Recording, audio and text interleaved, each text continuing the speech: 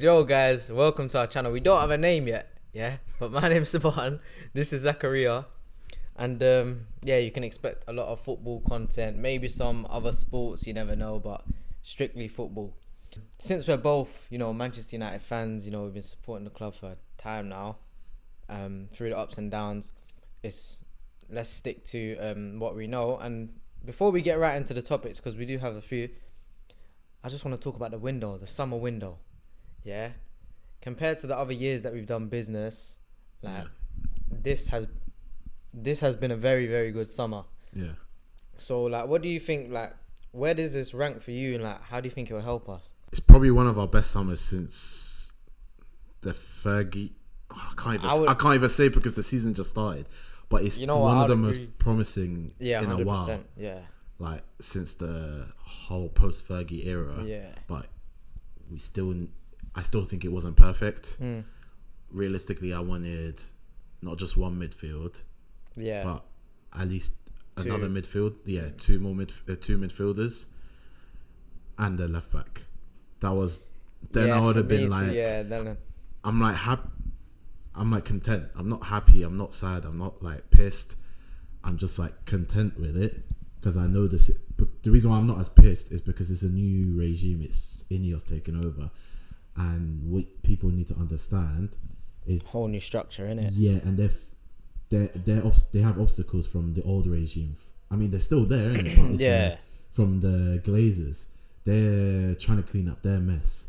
So I'm not trying to penalize them as much. If it was just Ineos the whole time, and it was just independent, and it wasn't all this mess, I'd be a bit more pissed. But I can't be. It's just. Yeah, there's a lot of work to be done. We're 4 or 5 steps behind everyone. Yeah. We're trying to catch up and be at least on the same step as everyone at least. Not even just that, we need to, it's more of a thing where we're trying to regain our standards we have in previous and years. It doesn't click like that. It takes a couple of years. 100%. And it's the owner saying small margins, we're actually doing changes, even regardless of the transfer window. We're doing small changes the backroom staff. Yeah. The training ground's gonna get changed. There's stadium finally is. It's happening. It's not. There's no approvals, but that's because of No, I mean restrictions from council and stuff. Yeah. No, I mean the tunnel we saw got a new tunnel. Yeah, the tunnel as well. It's not that plastic thing that they keep pulling out manually. It's an actual. Yeah. Bro, I didn't even clock, but I never even. For years, we just had that. But I didn't pay attention to it until they mentioned they were changing it. I'm like, yeah, Man City have got a whole. It's not even a tunnel anymore. It's a whole room. It's a catwalk now. Yeah, and then then the door opens. I'm I forgot that's a thing. Isn't it insane that we've just been living in the past for that long though? Yeah, but and then it's crazy. I mean, it's gonna get demolished in a few years' time. But for now, it's the small changes. Yeah. And I think the first thing we'll get is the new training complex actually getting changed and updated, and then I think the way the youth team structure it was already changing before. I think, but there was different people in charge of it, and then Ineos I think are putting more emphasis on it. They've signed Chido Obi Martins. They signed the guy that I can't remember from Ivory Coast. Was it I thought it was something Ghana. Kone. Yeah. He's another 2003-4 born in it. He's a DM proper dynamic. He's actually got he's had minutes in that league, innit? Yeah, and then he's now in the under 21s. As I think in the next year he could be introduced into the first team fold. Another thing. Sorry to cut you off though, but another thing wouldn't you agree on the business side of things, when have we ever seen us be this smart with our money and our financial situation? Because if you think about it, let's take there's the De Ligt and the Maxraoui deal that blew me away. Never would I have thought we'd have got 2 of them done in the same package. I would have thought maybe we would have made us bought De Ligt for 100 mil, some especially when there was man. Resistance by Bayern and that situation. I know last season, the season before, we would have crumbled. We would have thrown the whole bag bag bag at them and then say yes, and then they'll be laughing like, yeah, we got them. They tried it again. I think they knew it wasn't gonna work, but it's like it was worth a try to take the piss.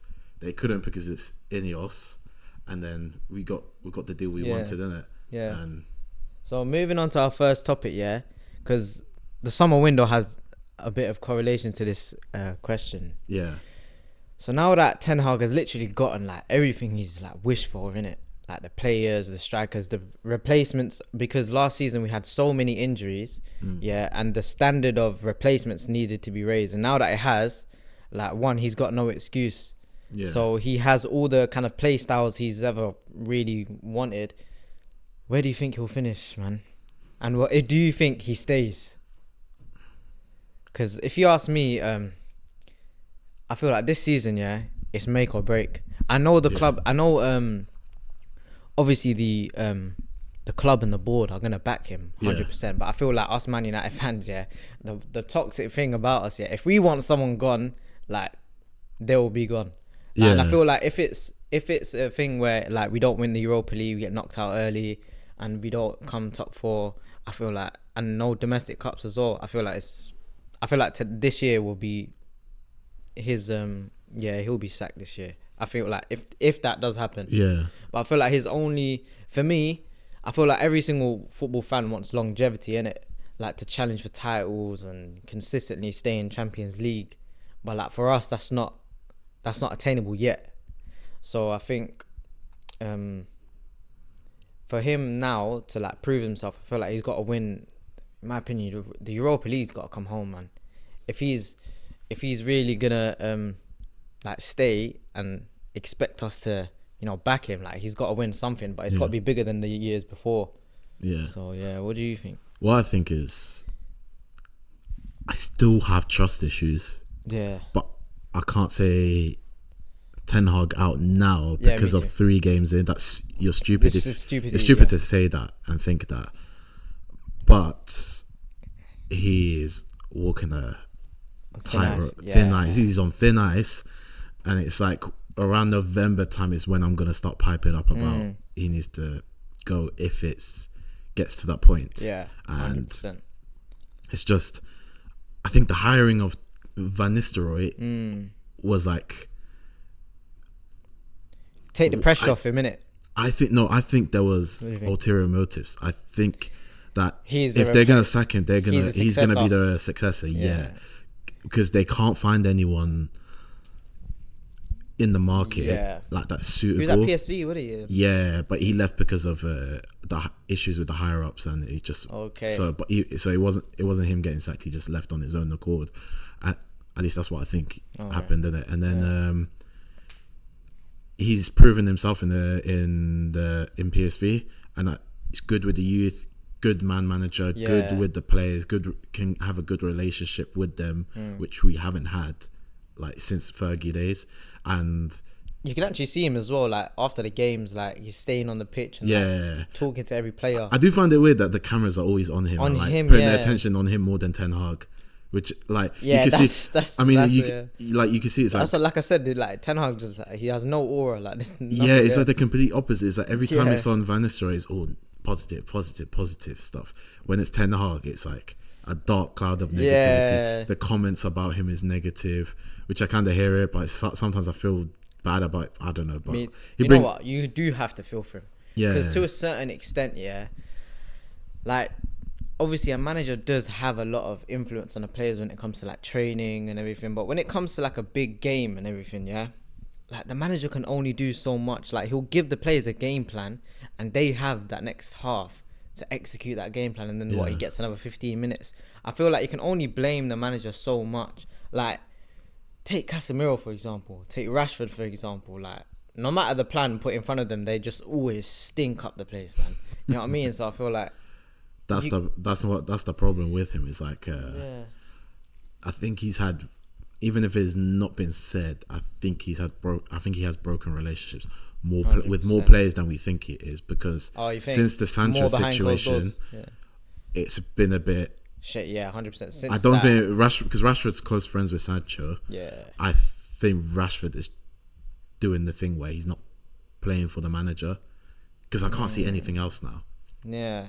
And I think there might be a couple other players, but they're not leaving. They're sticking around because they got some hefty contracts. Like, Not to mention they're getting like decent game time as well. Like, for Yeah. example, let's say for example he's falling out with Garnacho.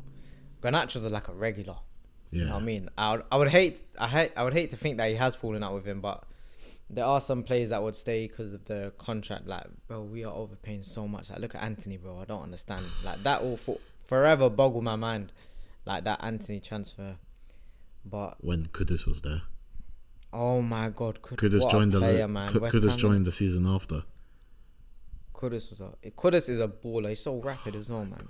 But apparently he had a falling out with Ten Hag back in Ajax on the final season. This final Crazy track season, record, bro. they had some issues, but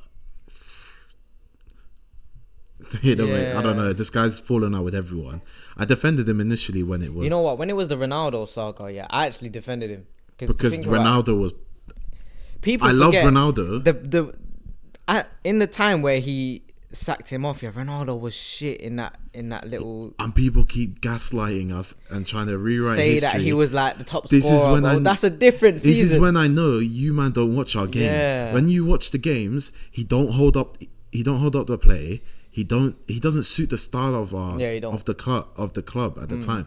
And you have to remember this. We weren't even trying to sign him when he got signed. He just happened to be available because he had issues at Juventus. Not only that, and he was linked to City as well. Remember? Yeah, and then it was like a panic buy basically. Yeah. So he just happened to be available, and he came to us.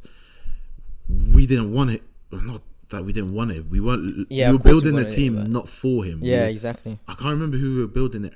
It's because Cavani was class. and Martial was supposed to be our main strikers. Yeah, we had Pogba as well. Yeah, so Pogba was perfect. Like Martial and Cavani were perfect for Yeah. Pogba, especially Martial. Yeah. So and Sancho was joined that season as well, which Yeah. is mad. I forget that they joined the same time. Yeah. But it's like that was supposed to be the attack, and I think the fact that Ronaldo came in.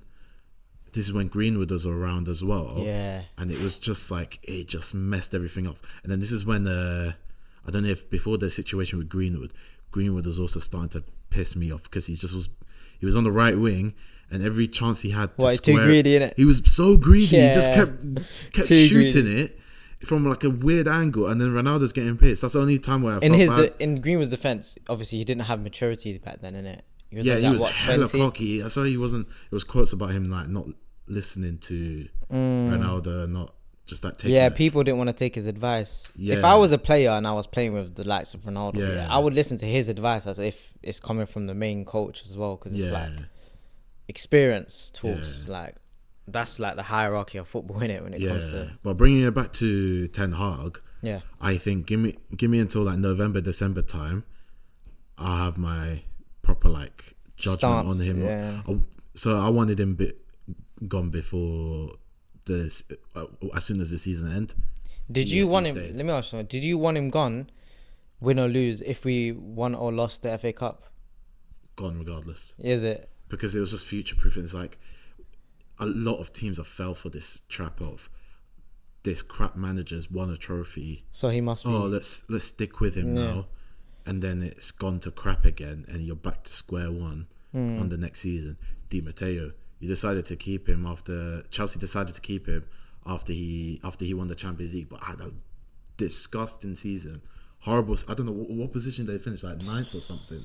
They were so Mid-table bad, at least, and I yeah. know he was taking over Andre Villas-Boas, but that just shows that he was a caretaker manager, and you still kept him on just because he won the Champions League. I don't care if you won the World Cup.